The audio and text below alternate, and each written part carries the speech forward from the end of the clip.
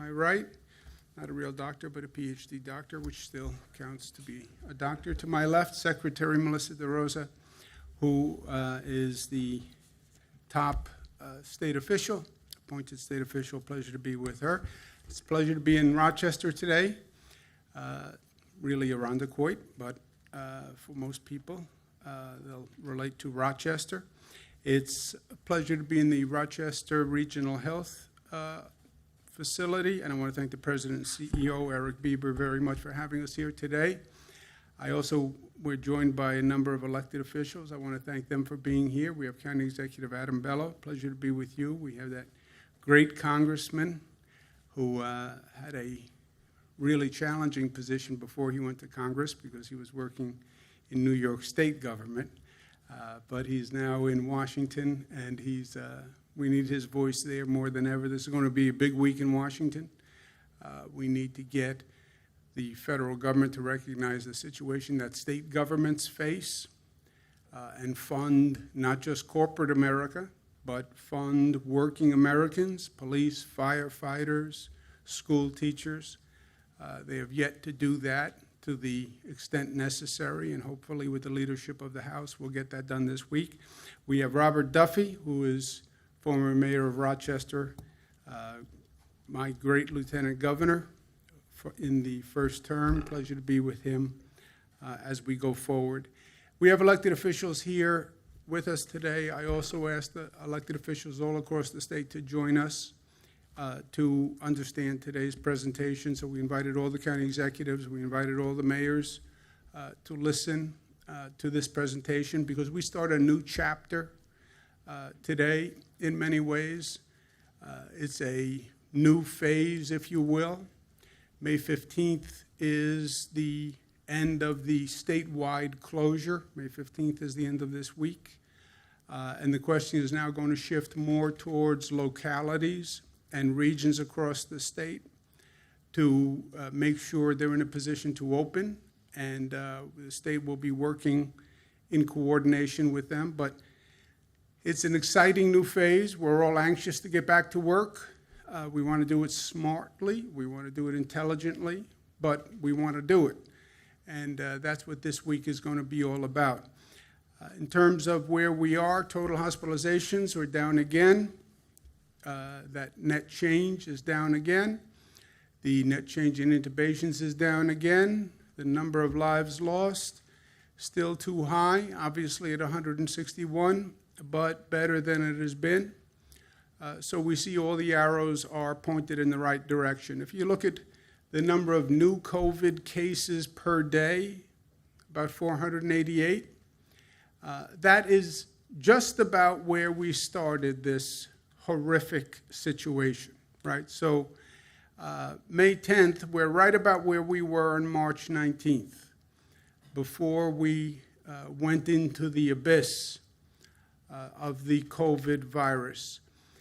And when you see the number of lives lost, again, we're right about where we started before we really went into the heart of this crisis. And that's what it's been. It's been a crisis, and a painful one.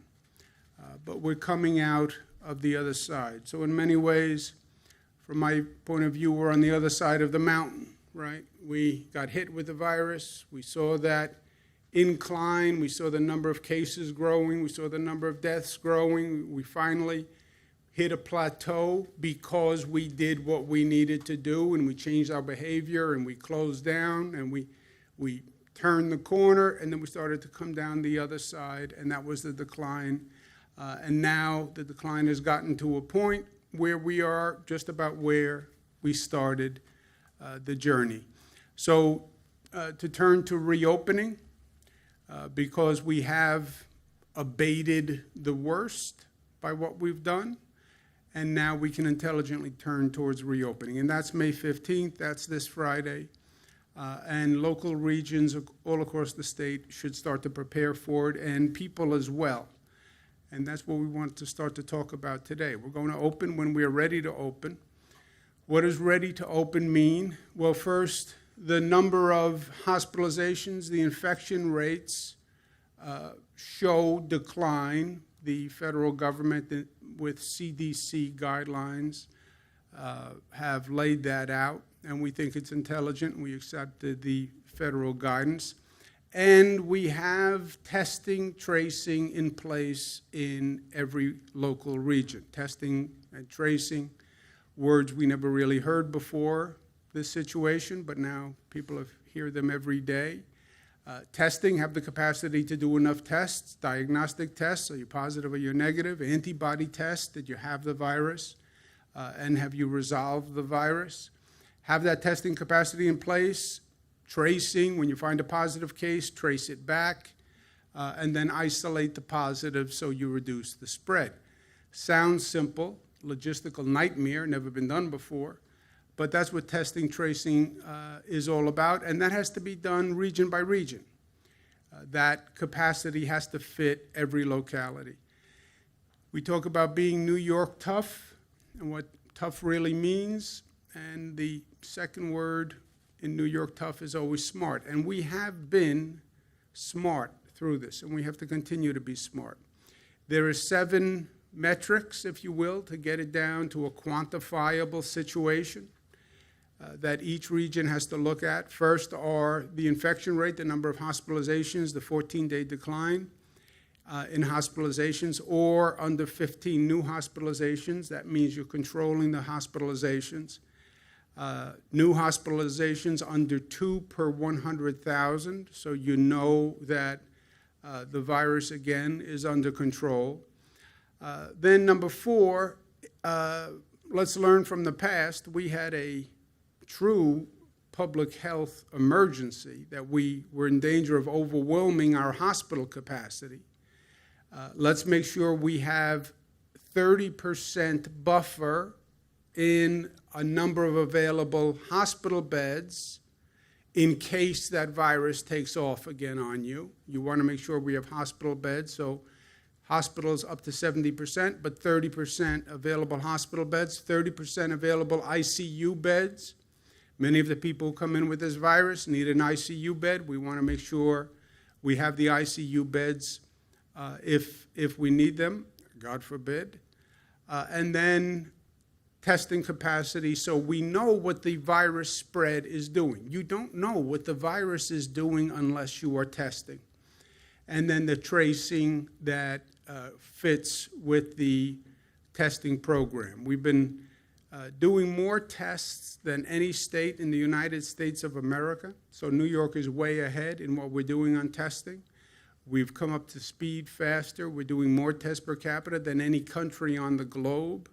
So we're doing very well in that regard, but you need it in every region. It doesn't help the Finger Lakes if the Capital District has enough testing. You have to have enough testing and enough tracing in the Finger Lakes. So each region has to have that in place, and we understand that. We can measure this.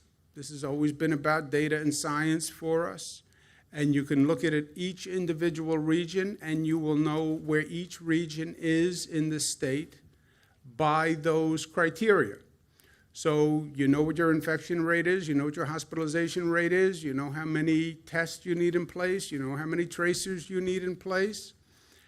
This can be a science. It can be measured, right? And that's what we want to do. We want to demystify this entire issue. It sounds like a science fiction movie. I know. I feel like we've been living a science fiction movie. But you can also study it and analyze it because we have a lot of experience now, right? We've been living with this for months. Other countries have lived with this for months. So let's learn. Let's be smart. That's who we are. And we can do that by each region in the state. And you see, depending on the region in the state, some regions are ready to go today. They just need to get some logistical pieces in order by the end of the week. Some places are very close, Central New York, just 1 or 2 criteria that haven't been met yet. And you can do that with Long Island, New York City, all across the state.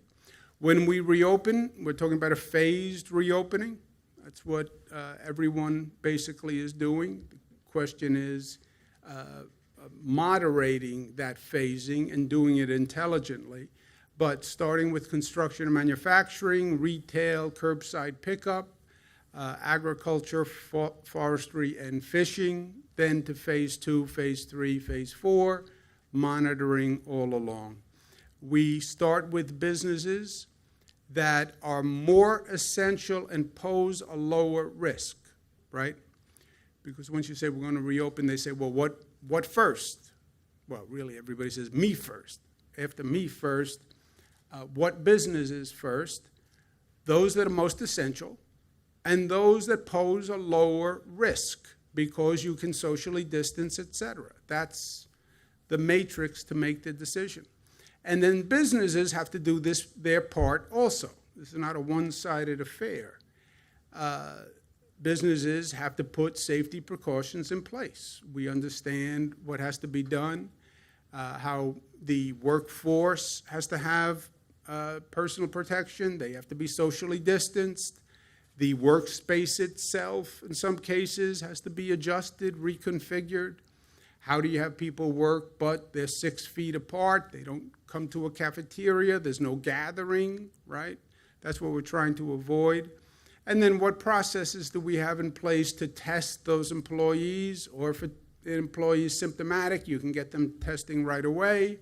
You can then do tracing within the workforce. You look at what's going on around the country, just listen to the news. Those meat processing plants where you have hundreds and hundreds of workers getting sick. We have an agriculture plant in Madison County that dozens of people got sick. It's not about the meat or the agriculture, it's the gathering, it's the density. That's what creates the problem. So learning those lessons and making sure we don't make those mistakes here.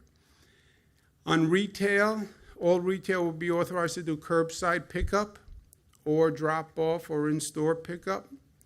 The essential retail, which has been open all along, will continue operating under the current protocols. We'll also open certain businesses statewide, which are low risk, landscaping, gardening, low risk recreational activities like tennis, drive-in movie theaters. Talk about going back to the future. Back to drive-in movie theaters. I'm okay with that, by the way. Local officials, they have to do their work and their responsibility. Testing and tracing, they have to have those systems in place. We have to have a system in place regionally to monitor the infection rate with the hospitals. That connection has to be very close. They have to know on a day-to-day basis, if not an hour-to-hour basis, how many people are walking into the hospitals. I often do conference calls with all the hospitals in the state to find out exactly what is going on, because they can tell you how many people walk through the door that morning or that afternoon. And you want to be able to watch that, and that has to be done on a regional basis. Businesses have to follow these new rules, but we have to make sure they're following those rules also. And you will get calls from employees who say, I went back to work, but by the way, I'm not comfortable. I don't think this is appropriate social distancing. I don't think I'm been given the appropriate equipment. Regional governments have to be in a position to respond to those. The local governments have to be in communication with each other. We do this on a regional basis. So there are a number of counties in that region, but it's one region. And, this virus doesn't respect county borders or state borders. Those governments have to be in contact with each other. If you know what's happening with your neighbor, you know what's happening in your district. So that has to be in place, and that has to work. And there's also something we call a regional control room, which is made up of the top officials, government officials, academic officials, healthcare professionals. that are watching the situation in that region develop. You are going to increase activity. Depending on how intelligently you increase activity will be the possible effect on the spread of the virus. You need to know what the impact is, you need to know it in real time, and you need to be in a position to respond. If it does not go well, and you see that infection rate moving because the hospitals tell you they see an increase or because your testing data shows an increase, you have to be able to pull the plug or slow down the increase in activity, and that's what we call the circuit breaker, right? So you're increasing the activity, you're watching the infection rate, you're watching the hospitalization rate, you see that start to tick up, you have to have a circuit breaker. Slow down the activity level because you're increasing the infection rate, and nobody wants to be there. That means you're going back to the other side of the mountain, and we just made it over the mountain. Nobody wants to go back to the other side of the mountain. So those regional control groups are very important. They have to be in place. They have to communicate. Everyone has to know what each other's responsibilities are going forward.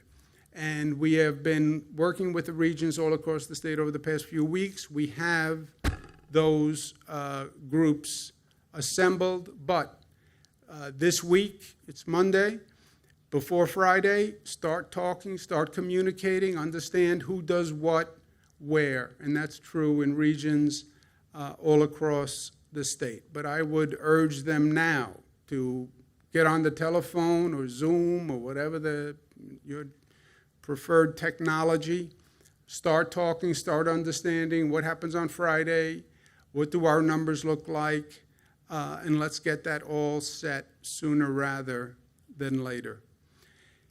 This is the next big step in this historic journey. First phase was figure out what we were dealing with because we had no idea. Scramble, frankly, to deal with a situation that dropped from another planet. Stabilize. Ramp up the healthcare system, inform people, get people to understand what we were dealing with, and control the damage. That's the mountain to me. We're now on the other side of the mountain. Next step, how do we reopen? How do we reopen intelligently? And how do we reopen without taking a step back? What we have done thus far is really amazing. And it was because we were smart and because we were unified. And because we did that, we averted tragedy. Let's just remember where we were, right? Remember where you were before you take a step forward. We had the virus that attacked us from Europe. The virus was coming. They now say, the experts now say, the geniuses now say, the virus came from Europe in January and February. And you know what? No one knew. No one knew, with all the sophistication, with all the public health organizations, with that whole alphabet soup of agencies, nobody knew the virus was coming from Europe. Everybody's looking at China, and the virus is coming from Europe. Why? Because by the time we moved, the virus had traveled from China to Europe. And then people are getting on flights from Europe coming to New York. 2 million travelers. 2 million travelers came from Europe. We had no idea. So New York, the East Coast, people were landing at JFK. They were landing at Newark Airport. And that's where the virus came from. January, February, March. Nobody knew. European travel ban goes into effect mid-March. It's too late. It was already here. Okay, let's learn the lesson going forward. But that was the situation. Those were the cards we were dealt. That's why New York had such high numbers. not because there's anything special or different about New York, but because New York is where the European flights were coming in, and we didn't know.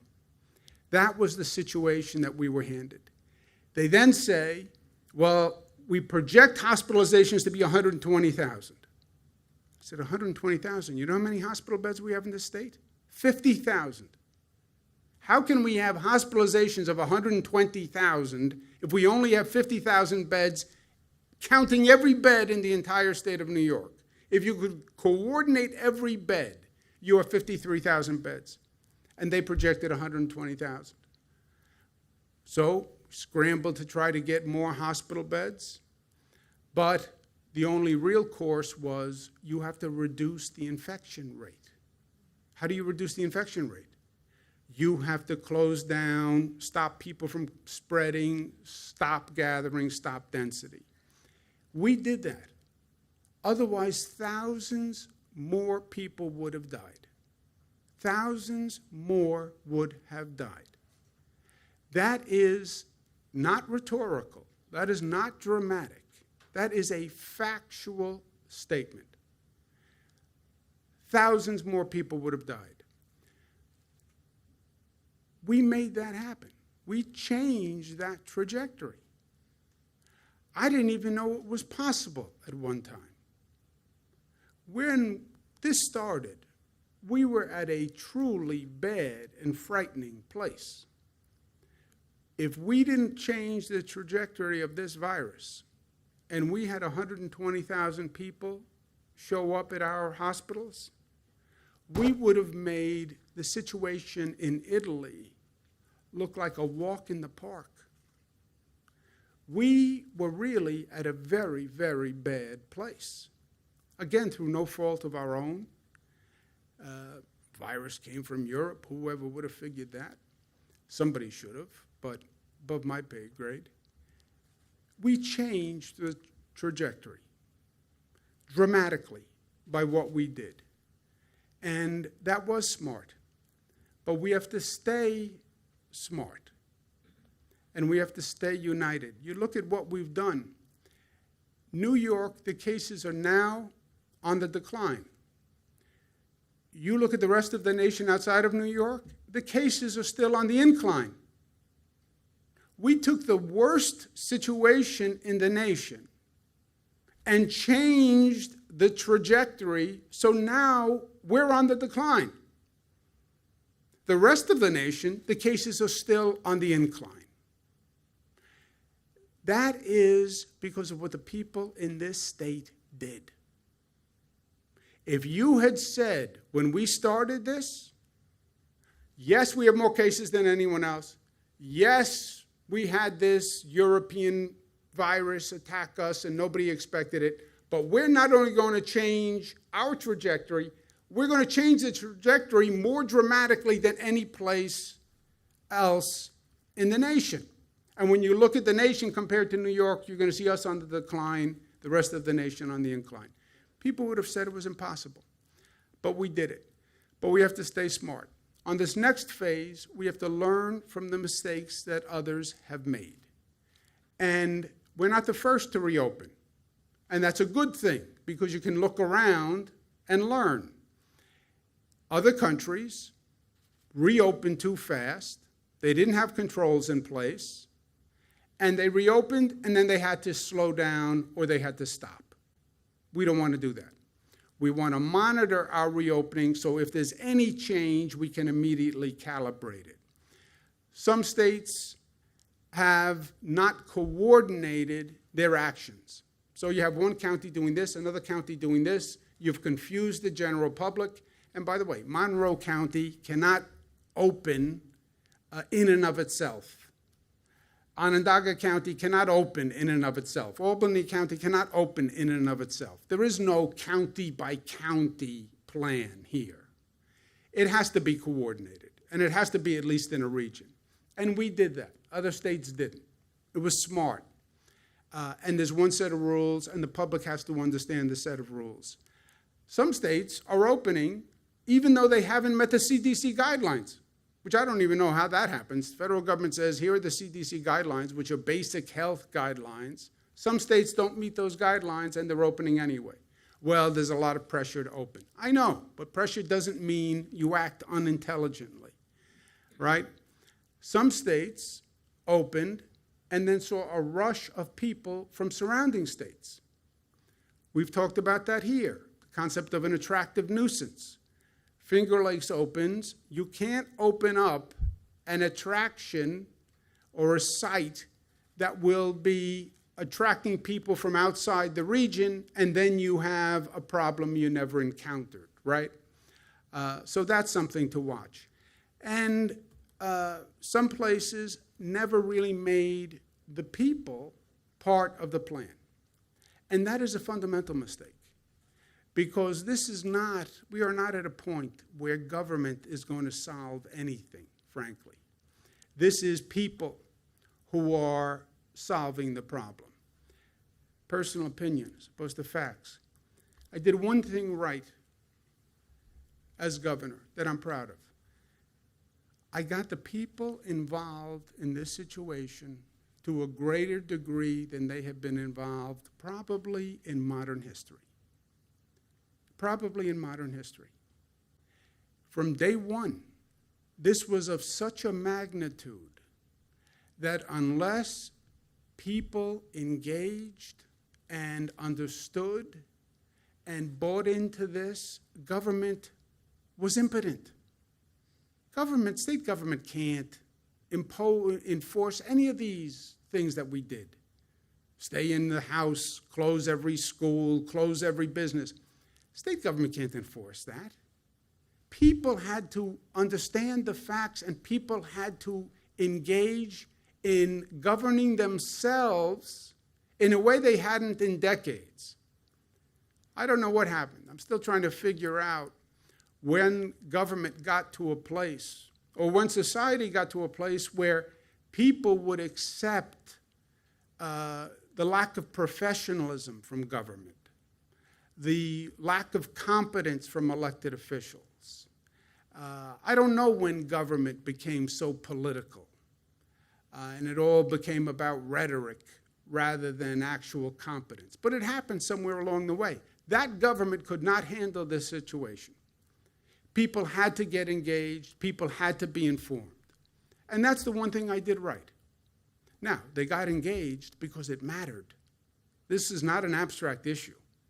You're talking about people's lives and people's health and the health of their children. So they were interested. They were engaged. But they were also informed. And I worked very hard every day to make sure they knew the facts. Trust the people. Lincoln, right? An informed public will keep this country safe. True. And that's exactly what happened here. And that's what we're going to continue to do.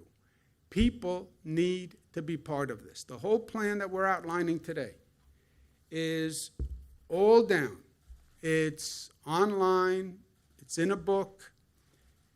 People need to understand exactly how we do this second phase. Just the way they understood how we were going to get over that mountain and how we were going to flatten the mountain, they have to understand now how we reopen. And they have to be part of it. Understand the plan. Hold me accountable. Hold me accountable. Hold your local officials accountable. But people have to be part of it. And they have to know the facts and know what we're doing. Because it's going to come down to how people react and how people behave. And if they understand what we're doing, they will do it. Just as I couldn't enforce any of this on day one, the local officials are not going to be able to enforce it either. Nobody's going to mandate personal behavior. People have to wear a mask. People have to be smart when they show up at work. People have to be smart when they shop. They have to understand this is not the floodgates are open. Go back, do everything you were doing. Be smart. Nobody's going to protect your health but you. No one's going to protect your children's health but you. Well, children aren't affected. Oh, really? That's another fact that they're going to change on us. Now we're worrying about We have 93 cases that we're investigating of young children who have COVID-related diseases. So this is about keeping yourself smart and keeping yourself healthy and keeping your family healthy. We'll do everything we can. But you have to be New York tough. Smart is the first word after tough. United, disciplined, loving. Thank you for being here. Any questions? Governor Cuomo, what will Friday look like May 15th? Can people just report for work at a construction or manufacturing company that's qualified to open at 9 a.m., start a business? And can a whole staff return, or who will give those answers? That is going to be, as I said, this is now a shift, right? We're sort of going from phase one, which was basically a state-controlled, one set of rules all across the state. That was phase one. This reopening phase is locally driven, regionally driven, and regionally designed. So the businesses that can open are the businesses that are approved by that region and approved with these conditions, right? Every business that reopens is going to have to meet certain conditions. The state set a certain number of conditions. Local governments may add additional conditions to those businesses and how they open. And that has to be done on a region-by-region basis. They'll get that information sometime prior to Friday. Yes. Governor, Yes. how long do you anticipate being at each phase? You know, obviously, a lot of the big businesses in our area, in any area, is phase two. So how long do you anticipate it taking to get to that point? It will be determined by the facts and the numbers as you go along, right? I'm more of a visual person. You're turning a valve, increasing the economic activity. Your question is, how fast can we open the valve? You have a dial right next to the valve that says infection rate. You have another dial that says hospitalization rate. You can open that valve as fast or as slow to keep that infection rate below 1.1, which is what they call outbreak. If it hits 1.1, it means the virus is increasing exponentially.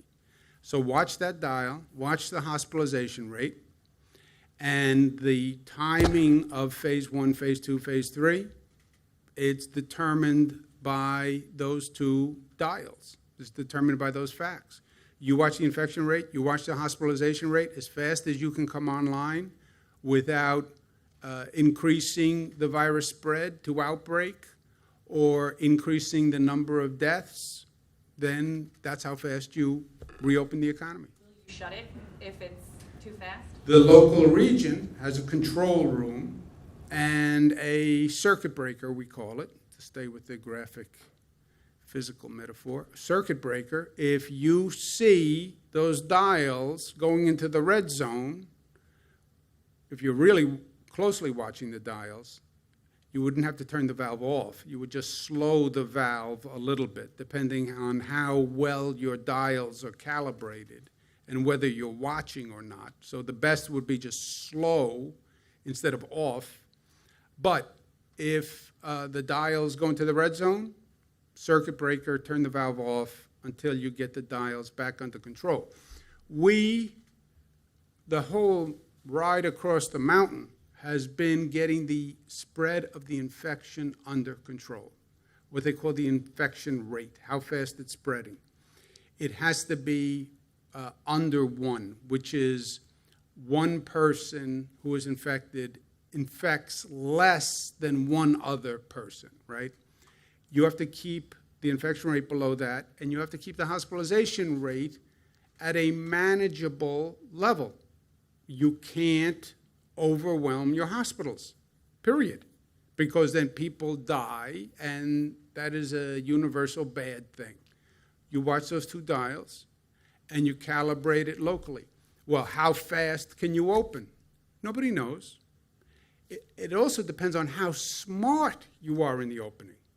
Now, if you open businesses and the employees are smart and the business owners are smart, well then, theoretically, nobody should get infected, right? You should be able to go to work, be 6 feet apart from everyone, have the right precautions, nobody gets infected.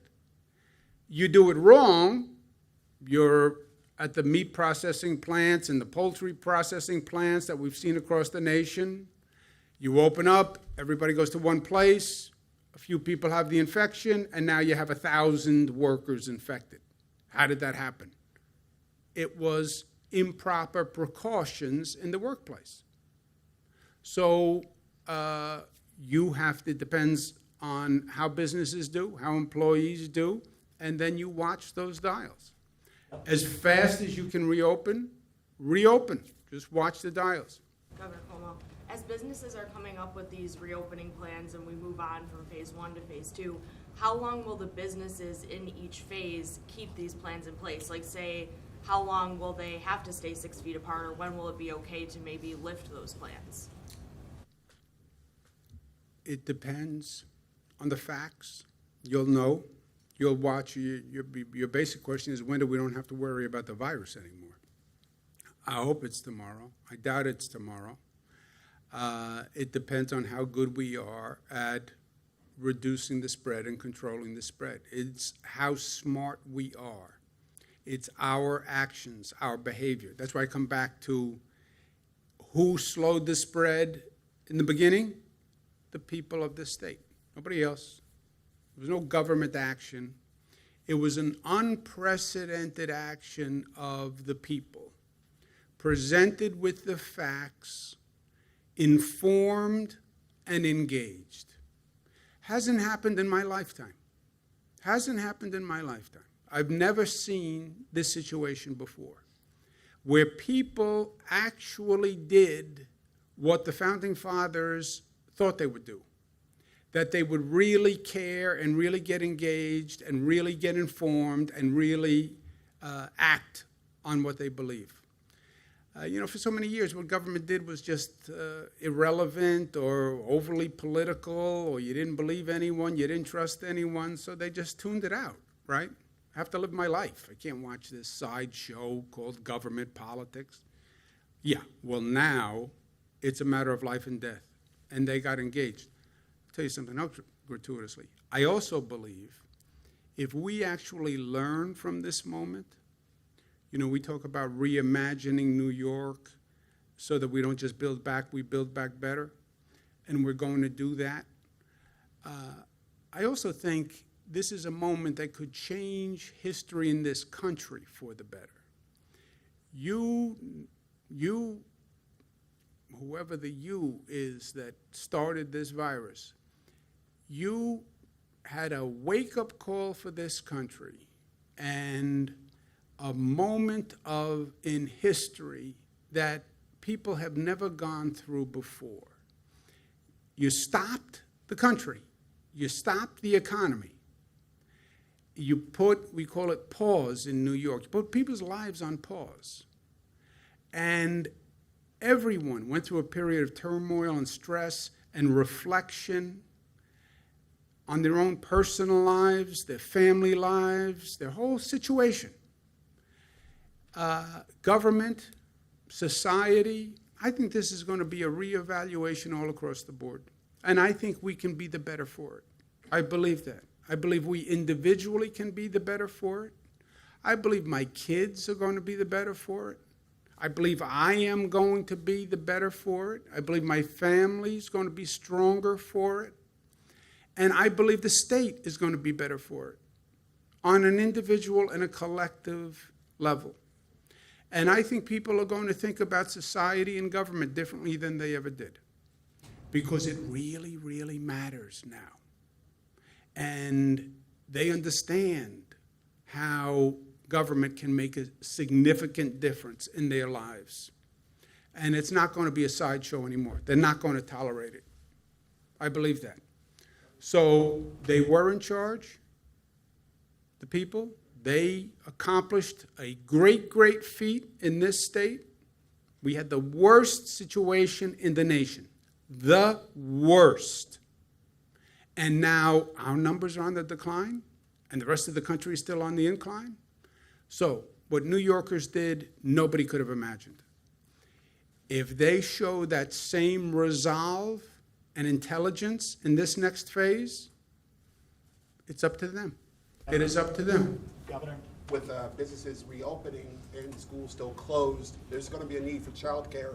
Are there guidelines for daycares reopening? I didn't see it on your graph there. When could daycares open? Yeah, it's a very good point. Look, we said all along, the closing of the schools had a direct impact on what you could do with the businesses, right? And we said you couldn't open all the businesses wholesale without opening schools because you'd make it very problematic. How do people go to work with their children at home? We said we're not opening schools for the remainder of the academic year. So these business openings until the end of the academic year, you're going to be in phase 1, phase 2. You're not going to have all the businesses open, but arranging child care for those workers who need it are one of the responsibilities of these regional councils. You have to have daycare available, child care available for those workers who now are going to go back to work. Cuomo, thank you. Can you hear me okay with this thing on? With the mask? Yeah. Leave the mask on, All right. for multiple reasons. You sound like the father of a woman I dated, yes. Yeah. The father of the woman you dated was right. And I would make an exception on the I like the boyfriend rule if you were the boyfriend, just so we're clear. Three key factors for regional reopening: hospitalizations, hospital deaths, new hospitalization rates. You explained that. The one thing is, a lot of our viewers want to see that on a consistent data. They want to be able to see how a region is doing. And we can't seem to get that data. We know that you have it, and it's provided to you. You're kind enough to share it on a statewide basis. But again, this is a regional Yes, sir. factor. You're exactly So, right. wow, thank you. So, if you, Lightning strikes. yes. Yeah, So, just when you thought it was impossible. yeah, so, Anything can happen once. yeah, so. if- Blind chicken gets a kernel of corn every once in a while. Go ahead. All right, so, none of the, It's all love. the state health department does have a website where they provide information, but none of those are things, the metrics upon which the data of reopening are based. You have said you've worked very hard every day to make sure that we get information and to hold you accountable. Can you get the state health department to start releasing that information on a consistent daily basis so folks all involved in this can keep track of it and know how we're doing? Good question, you're right. When can we put up the daily hospitalization rate, region by region? This dashboard that the governor put up today will be public today. So you can go to a website, you'll see how the regions are doing. It gets updated every 24 hours starting today. One more thing on a business reopening, do they have to submit a plan to the state? in No, order- they do it region by region. The regions will handle it? Because Yes. some were concerned that if there's one agency in charge of this, they may get overwhelmed like the State Department Yes. of Labor was. So Yes. it's the regional. Region like by Bob region. Duffy will Yes. help us with that? Bob Duffy, Adam Bello, Joe Morelli. Call Joe Morelli. Phone number 202. Thank you very much. God bless you.